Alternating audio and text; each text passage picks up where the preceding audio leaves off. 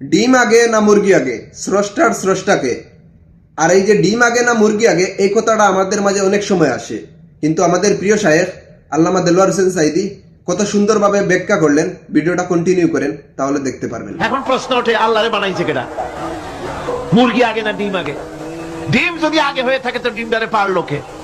আর মুরগি যদি আগে হয়ে থাকে, কোথার থেকে মুরগি এসে উড়ে এসে জুড়ে বসলো? আল্লাহ যদি একজন থেকেই থাকেন, তাহলে তার স্রষ্টাকে? সেই প্রশ্ন তুলেছেন বার্টন রাসেল। প্রশ্ন তুলেছে স্রষ্টার স্রষ্টাকে। আমি দেখলাম এক আর্মি অফিসার একটা বই লিখেছেন, আমার এত ভালো লাগলো। বইটার নাম হচ্ছে আল কোরআন দা চ্যালেঞ্জ, মহাকাশ পর্ব। সে বইয়ের শেষ ভাগে গিয়ে তিনি এটার জবাব দিয়েছেন, স্রষ্টার স্রষ্টাকে তাই তুমি তালাশ করো।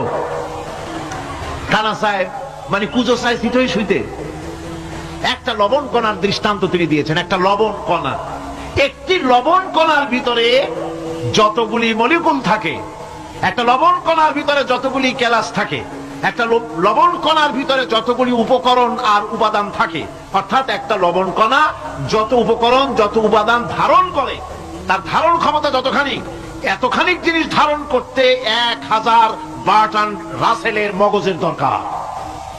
একটা লবণ কণা, সেইটা চিন্তা করাই কঠিন। আর এত বড় মহাবিশ্ব যিনি সৃষ্টি করেছেন, তার স্রষ্টাকে তালাশ করতে চাও, এটা কি স্বাভাবিক কথা? এটা পাগলের প্রশ্ন হতে পারে, এটা পাগলের প্রশ্ন হতে পারে।